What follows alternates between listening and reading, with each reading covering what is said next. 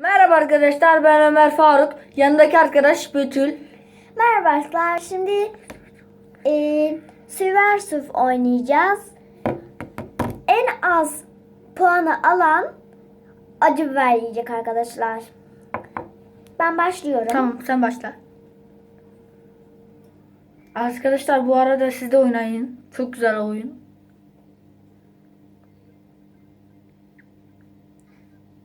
Yandım Direkt çaldı arkadaşlar. ya.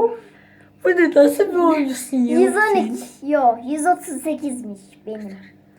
138 arkadaşlar. Şimdi sen oyna. Arkadaşlar ben oynuyorum.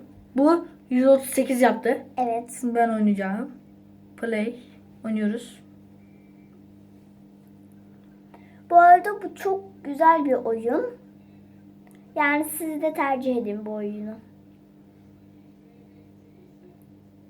Arkadaşlar video çekerken bunu da çekebilirsiniz. Yani siz de böyle bir video çekerken yani bizim gibi olmayı tercih edin. Evet arkadaşlar.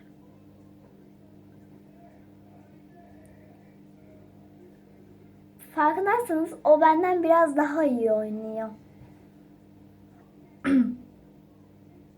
Çünkü ben bazenleri yanıyorum hemen. İlk başlayışımda bile yanıyorum yani. Arkadaşlar ben yandım.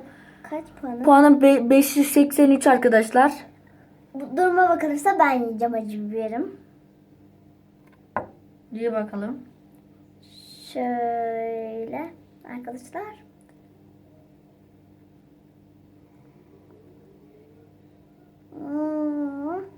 Çok Ya. acıymış arkadaşlar. Böyle oynanır. Şimdi ben oynayacağım.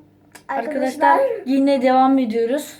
Bu sefer yine arkadaşımız başlıyor. Betül arkadaşımız. Evet.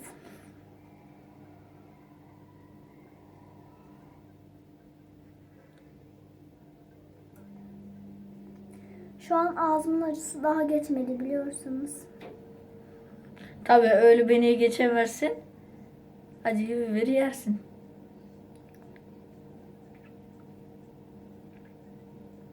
Arkadaşlar bugün başladık videoya. Bugün ilk günümüz arkadaşlar. Bugün açtık kanalı.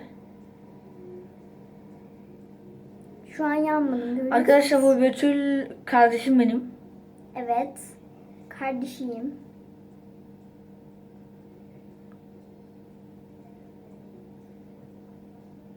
Yanmadı arkadaşlar. Bak diğerinden daha güzel oynadım. Görüyorsanız. Arkadaşlar.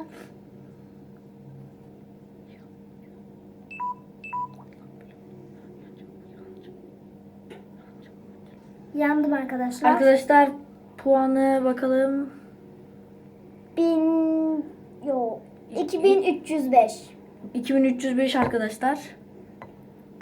Şimdi ben Sıra oynuyorum. Ömer arkadaşımızla.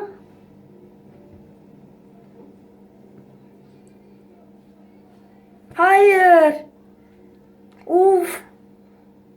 Arkadaşlar 168 oldu. Şimdi arkadaşlar tabii ki de o yiyecek. Acı biberin acısını Arkadaşlar, görecek çok acı. arkadaşlar. Şöyle arkadaşlar. Dur az daha alayım. Şöyle.